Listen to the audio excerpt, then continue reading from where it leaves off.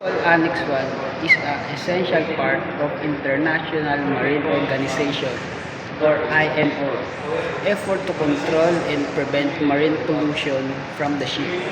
This annex primarily focuses on the prevention of oil pollution from ship and set up special regulation and guidelines to achieve this goal. In this short video, I will explore Regulation 31 to 39 of MARPOL Annex 1 and their significance. In summary, Regulation 31 to 39 of MARPOL Annex 1 play a crucial role in preventing oil pollution from a ship.